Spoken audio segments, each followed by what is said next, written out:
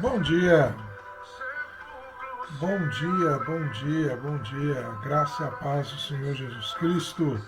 Bom dia para esta sexta-feira, dia 22 de maio de 2020. Bom dia. Aqui em Sesimbra, Península de Setúbal, em Portugal, são 11 horas e 33 minutos. Nós estamos entrando ao vivo para orarmos juntos, compartilharmos uma palavra, uma reflexão, uma mensagem dentro da palavra de Deus para as nossas vidas neste tempo. E que bom que você está aqui. Seja bem-vinda, irmã Sônia. Bom dia. Bom dia, irmã Odalete. Seja bem-vinda. Em nome de Jesus. Senhor abençoe sua vida. Senhor abençoe esse dia. Graça e paz do Senhor Jesus a todos e a cada um. E que o Senhor visite a sua vida, o Senhor visite o seu coração, o Senhor faça resplandecer o rosto dele sobre a sua vida em nome de Jesus. Prepare você para um bom final de semana, para um período na presença do Senhor. Que o Espírito de Deus trabalhe no teu coração nesse dia de forma muito especial. Amém?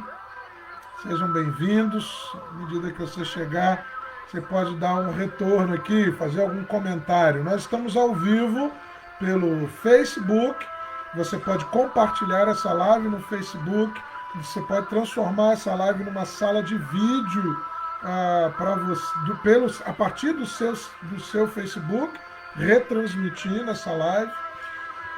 Nós estamos ao vivo também pelo Instagram e ainda hoje esta live estará também no meu YouTube, youtube.com/prmarcosbenicio.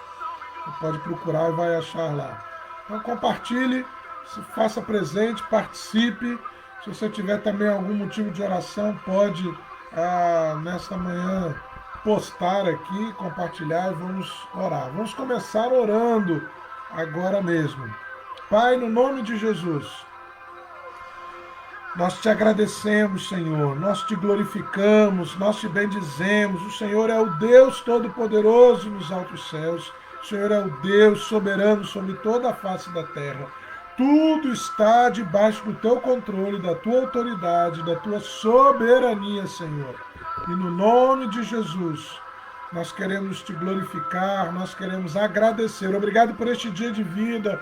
Obrigado porque as tuas misericórdias se renovam a cada manhã. Obrigado pela tua bondade. Obrigado pela saúde. Obrigado pela nossa família. Obrigado pelo sustento. Obrigado pelo ar que respiramos. Obrigado, Senhor. Te glorificamos, ó Deus. Te exaltamos. Deus bom, Deus maravilhoso. Convidamos que o Senhor venha ao nosso encontro pelo seu Santo Espírito. Venha nos falar aos nossos corações. Venha ao nosso encontro, Senhor, com compaixão renovada para conosco, com as misericórdias do Senhor renovadas sobre as nossas vidas. E assim, ó Deus, venha agir em nossa vida e através da nossa vida, de modo a glorificar o teu santo nome. Toma todo este dia nas tuas mãos. Abençoe nossas vidas em tudo que fizermos, para que tudo te glorifique e te exalte. Nos guarde, nos livre do mal, no nome de Jesus. Amém, Senhor. Amém, Jesus. Amém, queridos? Graças a Deus. Seja bem-vinda, Aglaé, a graça e paz do Senhor Jesus, querida. Claudimar, seja bem-vindo. Deus te abençoe, meu amigo querido. O Senhor é com você. Deus guarde a sua vida. Seja bem-vindo, meu irmão, minha irmã. Nós fazemos esta live todos os dias, de segunda a sexta, a não ser que haja algum imprevisto, alguma situação mais forte, mas nós fazemos esta live todos os dias, de segunda a sexta, às 7h30 da manhã, horário do Brasil.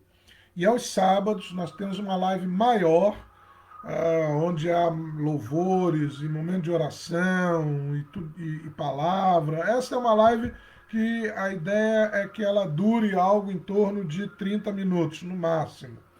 Mas amanhã, sábado, às 3 horas da tarde, às 15 horas, horário aí do Brasil, nós temos uma live maior, com 1 hora de duração, 1 hora e 15.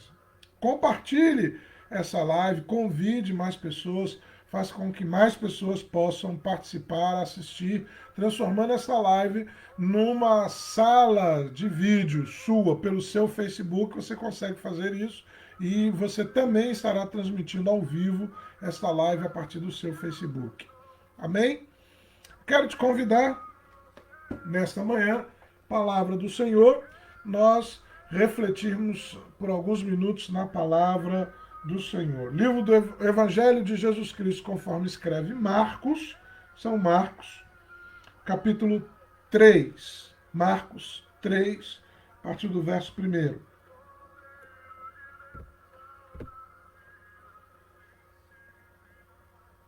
Marcos 3, a partir do verso 1, na minha versão, diz assim, eu leio para você. De novo, entrou Jesus na sinagoga, e estava ali um homem que tinha a mão ressecada. E estavam observando Jesus para ver se ele curaria em dia de sábado, a fim de o acusarem. E disse Jesus ao homem da mão ressequida: venha para o meio. Então lhes perguntou: é lícito nos sábados fazer o bem ou fazer o mal? Salvar a vida ou tirá-la? Mas eles ficaram em silêncio. Olhando-os ao redor, indignado e condoído com a dureza do seu coração, disse ao homem: estende a tua mão. E estendeu-a, e a mão lhe foi restaurada. Retirando-se os fariseus, conspiravam logo com os herodianos contra ele em como lhe tirariam a vida.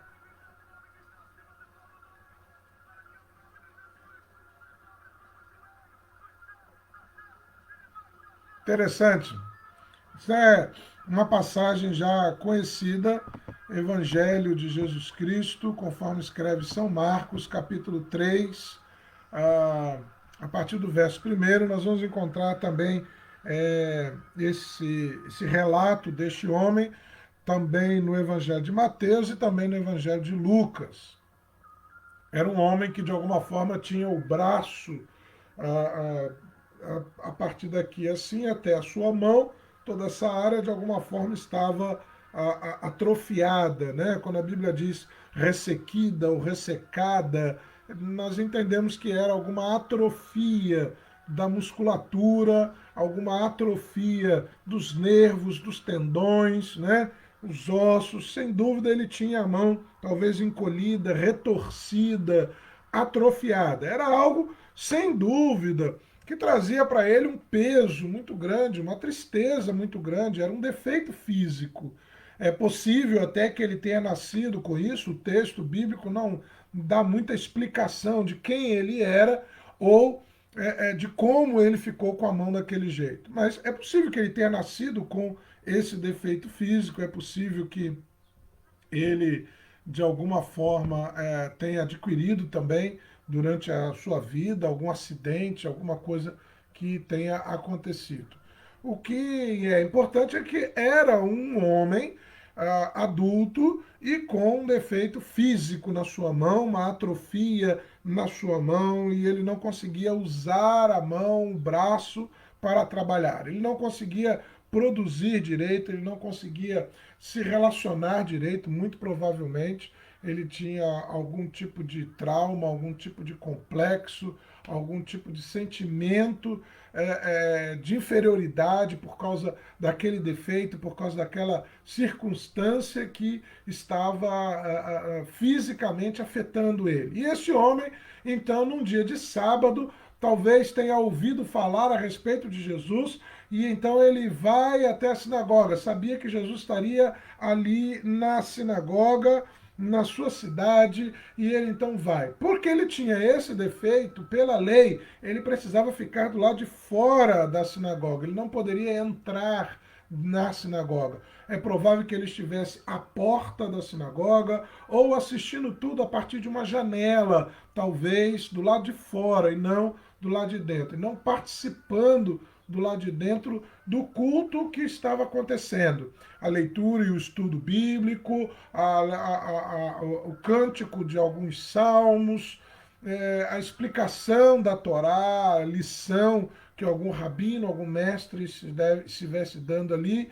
Todo o transcurso do culto ele estava do lado de fora, até que de repente dão a palavra a Jesus, cedem o púlpito a Jesus. E Jesus, então, estando no púlpito, lança uma pergunta para aquelas pessoas. É lícito, é correto, é certo, é bom, é possível no dia de sábado fazer bem ou fazer mal? O que a gente pode fazer no sábado?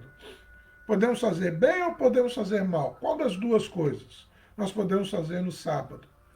Sabemos que, claro, os judeus guardavam e guardam até hoje o dia de sábado. O sábado é para os judeus o dia do descanso, o seu dia especial. Como os cristãos têm o domingo, os muçulmanos têm a sexta-feira, os judeus têm o sábado. Cada uma dessas tem um dia santificado, um dia especial, um dia separado entre os 7 dias da semana para poder, de alguma forma, compartilhar o seu tempo com Deus, estar em oração, em comunhão com Deus, numa relação com Deus, naquele dia especial. Os judeus faziam e fazem isso até hoje no dia de sábado, ok. Mas a lei ela não pode ser tão forte, ou a preservação do dogma religioso não pode ser tão forte a ponto de me impedir de realizar algo espiritual. Eu não posso fazer com que o dogma religioso, com que o entendimento religioso seja mais forte do que a espiritualidade. A espiritualidade está acima. O estar em comunhão com o Espírito é maior. O servir ao Senhor é mais. O estar em conexão, em comunhão, sendo instrumento do agir de Deus é muito mais do que preservar um dogma religioso. Sim, o sábado era um dia sagrado, um dia importante. E muitos, até hoje, inclusive alguns grupos cristãos, até hoje guardam também o sábado, porque entendem que no Antigo Testamento há essa orientação, este ensino. Entretanto, Jesus vai mostrar que o sábado foi criado para o descanso do homem e não o homem criado para guardar o sábado. Jesus vai mostrar que o dogma está abaixo do valor da vida. E todas as vezes que Jesus, nos 4 evangelhos, todas as vezes que Jesus ficou entre o dogma religioso e a vida humana, Jesus optou pela vida humana. Toda vez que a palavra, a lei do Antigo Testamento, toda vez que a lei do Antigo Testamento colocava uma determinação, e essa determinação ia contra aquilo que poderia ajudar ou salvar uma vida, Jesus ficava com salvar, ajudar, socorrer uma vida, uma pessoa. Por isso ele faz essa pergunta: por acaso no sábado é correto fazer o bem ou fazer o mal? O que vocês acham? Hoje é sábado. A lei diz que nós não podemos trabalhar, não podemos fazer nenhum tipo de serviço. Devemos ficar, não pode se caminhar muito, não pode acender fogo, não pode colher, não pode fazer muita coisa. E aí? O que eu devo fazer? Bem ou fazer mal? Se uma das minhas ovelhas, um dos meus cabritos, um dos meus carneiros cair num poço, num buraco, e hoje é sábado, eu espero acabar o sábado para ir lá tirar ele dali? Ou eu corro, vou lá e tiro ele daquele buraco, tiro ele daquela situação? Como eu faço? O que é interessante é Jesus nos chamar ao choque da vida religiosa e da vida verdadeira. A vida religiosa é aquela que a gente faz pela regra. São os dias, os horários, aquele faça isso, não faça aquilo. É aquela. A vida religiosa é pautada pelo dia, o domingo, o templo, o sacerdote, que é o pastor, oficiando o culto e celebrando ceia. Isto é a vida religiosa. A vida espiritual, Jesus então nos coloca, é quando eu ponho a minha vida a serviço daquilo que o Senhor Deus está querendo realizar através da minha vida. Toda vez que eu estiver diante da opção entre uma vida e um dogma religioso, eu escolho a vida. E Jesus faz isso. E aí há um encontro deste homem com Jesus. Primeira coisa é que antes deles se encontrarem, esse homem sofria de uma atrofia. Antes do seu encontro, ele sofria de uma atrofia. Antes de nos encontrarmos com Jesus, todos nós somos atrofiados no espírito, todos nós somos atrofiados na nossa relação com Deus. É o encontro com Jesus que cura a nossa atrofia espiritual. É o encontro com Jesus que sara a atrofia do pecado na nossa vida. É o encontro com Jesus que nos tira da condição de humilhação, da condição de nos sentirmos inferiorizados. É o encontro com Jesus que nos coloca na posição que o homem tinha quando Deus o criou. É o encontro com Jesus que nos eleva até a posição de Deus. Jesus é Deus vindo ao nosso encontro. Deus se fez homem para que os homens pudessem participar da glória de Deus. É o encontro com Jesus que anula as nossas fraquezas, anula os nossos defeitos, anula as nossas atrofias, anula o que de ruim está em nós e sara as nossas feridas, sara os nossos traumas, os nossos complexos. É quando esse homem se encontra com Jesus que a sua vida é transformada. E é quando nos encontramos com Jesus que temos a nossa vida transformada. Todos nós somos convidados por Cristo a reconhecer a nossa dependência, a nossa necessidade de Jesus e a declarar isto publicamente. Jesus diz a esse homem: vem para o meio, sai daí do lado de fora, sai daí da porta, vem, entra aqui, se coloca aqui no meio agora, vem para o centro, deixa que todos te vejam. Todo mundo agora verá a sua condição. Todo mundo agora verá que você está com essa mão atrofiada. Isto vai saltar aos olhos de todos. Todos perceberão isso. Vem para o meio. Jesus nos traz para o centro. Jesus nos olha nos olhos. Jesus nos chama pelo nome. Jesus nos conhece na intimidade. Jesus nos traz para a centralidade do plano de Deus. E é no centro da vontade de Deus para a nossa vida que está a maior segurança para a nossa vida. Nunca estaremos num lugar tão seguro quanto estando no centro da vontade de Deus para as nossas vidas. Este é o local mais seguro que nós podemos estar. Jesus traz este homem para o centro. E todos somos convidados a reconhecer, a nos perceber. Porque é possível que naquela hora ele tenha pensado: não, Senhor, eu não posso ir para o centro, todo mundo vai ver a minha mão atrofiada, a minha mão encolhida, retorcida, todos verão. É possível que naquele momento, na mente dele, ele tenha então sentido toda a dor da sua fraqueza, toda a dor da sua imperfeição, toda a dor do defeito que ele carregava. E enquanto nós não nos apercebermos do defeito que nós carregamos, ele não será curado. Enquanto nós não colocarmos para fora, não nos vermos, não nos reconhecermos como somos na realidade e confessarmos isso ao Senhor e suplicarmos a misericórdia do Senhor, não seremos curados. A cura vem quando nós percebemos qual é o nosso erro, quando damos nome ao nosso pecado diante de Deus e suplicamos, Senhor, nos perdoe em nome de Jesus e nos livre deste pecado, nos livre desta atrofia, nos livre desta mazela que nós carregamos. Interessante que aí Jesus diz a ele, né? Vem para o meio. E quando ele se coloca no meio, Jesus diz para aquele homem, estende a tua mão. Estende a tua mão.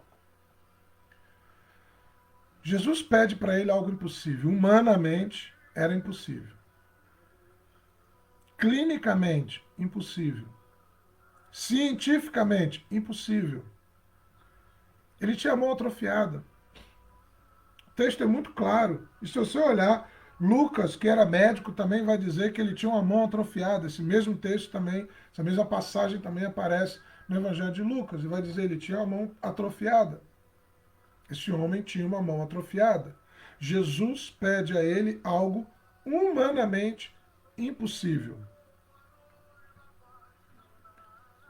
E, na verdade, tudo aquilo que nós fazemos, nós precisamos fazer por fé.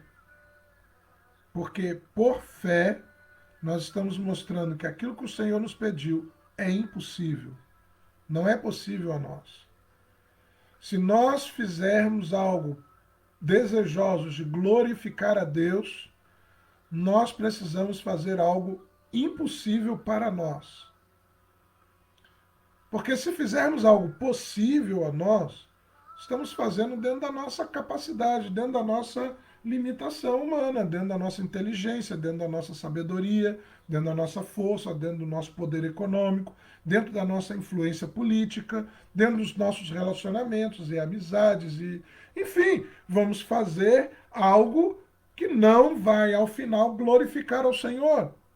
Mas aquilo que fazemos e que glorifica a Jesus é sempre impossível para nós. É sempre algo feito pela fé.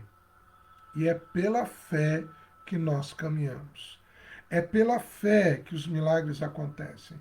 Pela fé se abriu o mar vermelho e o povo passou por ele em pé seco. Pela fé caíram os muros de Jericó, porque a forma como Deus disse que era para entrar na cidade, humanamente era impossível. Pela fé, os reinos foram derrotados, as vidas ressuscitaram. Pela fé, filhos e maridos foram libertos. Pela fé, esposas retornaram.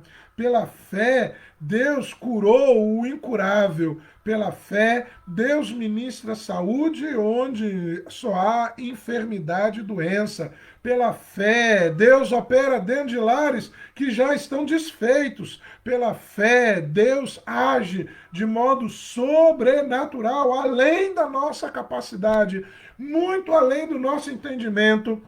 E se nós, com a nossa mente finita, pequena e pecadora, tentarmos entender o plano e a vontade de Deus, enlouqueceremos. Por isso, pela fé, o que podemos fazer é nos submeter à vontade, dar glória ao Senhor e termos a resiliência de sustentarmos a nossa posição até que Deus, desde lá dos céus, desça com sua glória e unção sobre as nossas vidas e opere um milagre para a glória dele, porque ele é o Senhor, nós somos os servos. Ele é o oleiro, nós somos os vasos de barro.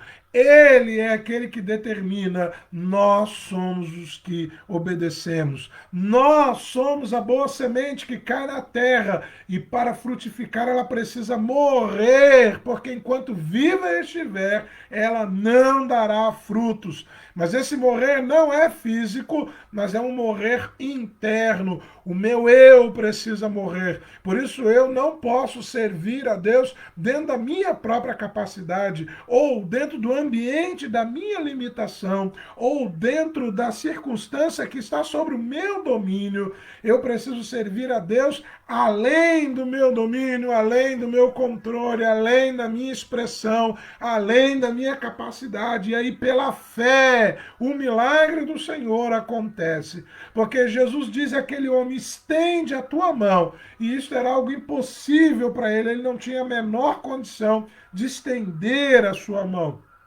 Clinicamente, medicamente, cientificamente, era impossível ele obedecer a Jesus. Mas pela fé, ele tem o empreendimento de estender a mão. E quando ele estende a mão, o milagre acontece. Meu irmão, a multiplicação dos pães e peixes encheu 12 cestos. Ao final, 12 cestos estavam cheios com os restos dos pães e dos peixes. Mas no começo eram 5 pães e 2 peixinhos, três piabinhas ali e aquele negocinho michuruca na mão de Jesus. Quando ele repartiu e quando ele deu aos discípulos, e os discípulos começaram então a compartilhar com outras pessoas, o milagre foi acontecendo. O milagre acontece, o milagre aconteceu na medida em que as pessoas começaram a crer no poder de Deus e fazer aquilo que humanamente era impossível. O que a gente deve fazer no sábado? Fazer o bem ou fazer o mal? Todos nós precisamos exercer a fé no Senhor, na soberania, no poder, na autoridade de Deus. Todos nós precisamos exercer a fé no Senhor e estender a nossa mão e fazer o nosso impossível e nos lançar sobre algo impossível para nós.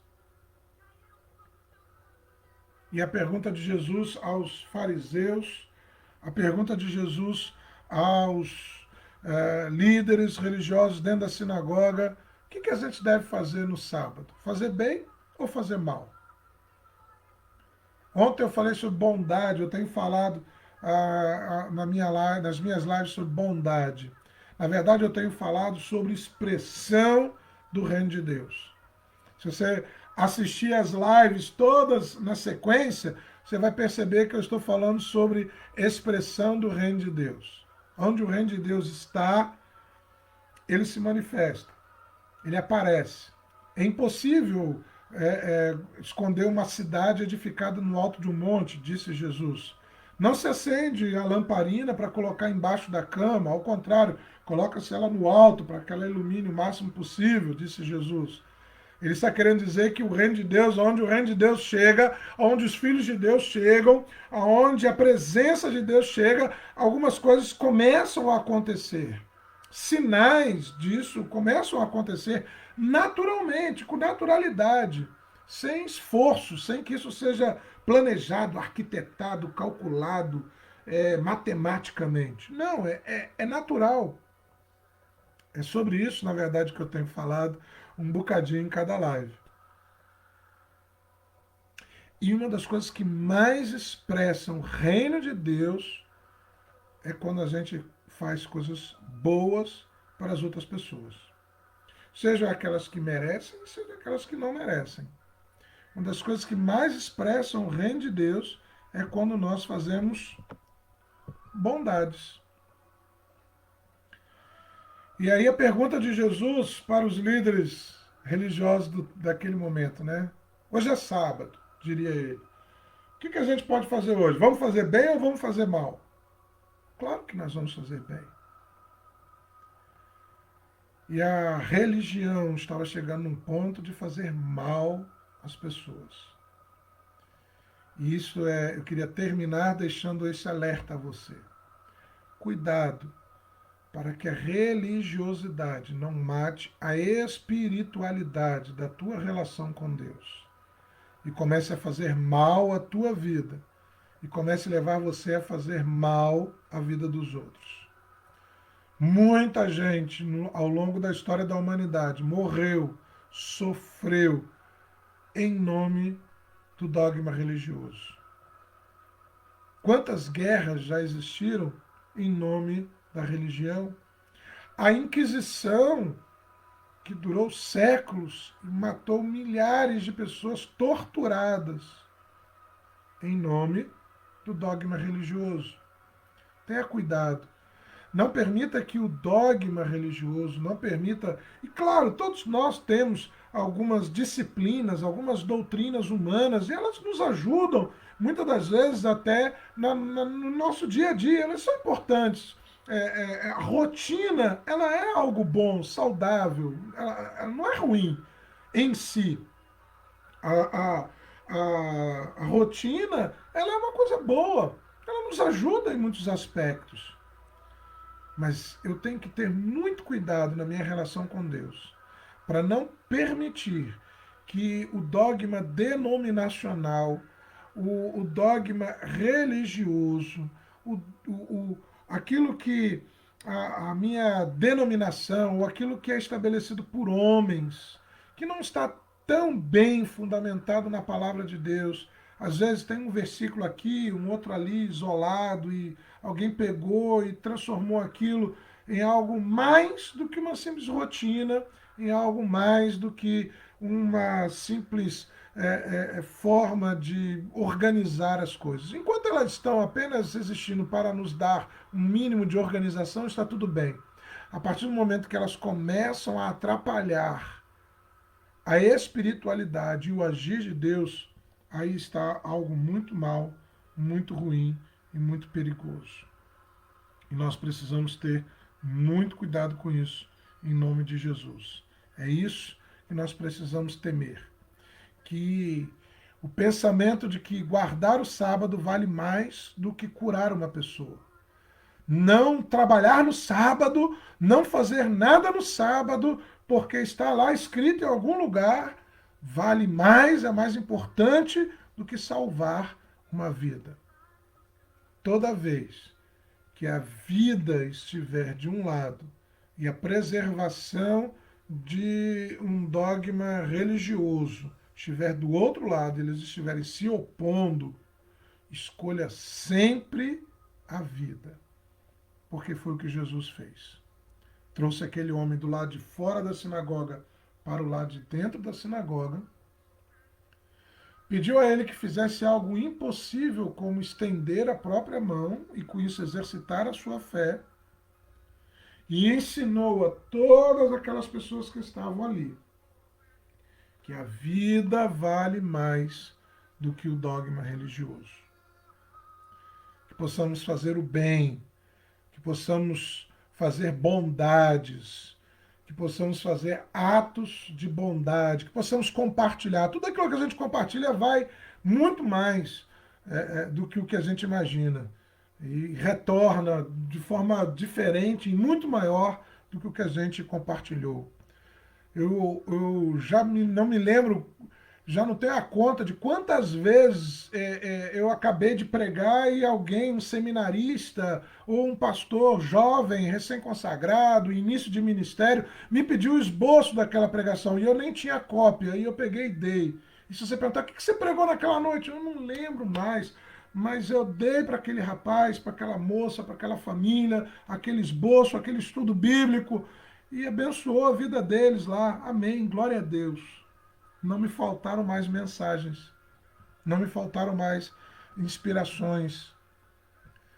Quantas vezes nós compartilhamos, e isto é uma grande bondade que nós podemos fazer. Pense o que você pode fazer algo de bom para alguém hoje. Quem é o alvo da tua bondade no dia de hoje? Escolha um alvo para a sua bondade no dia de hoje.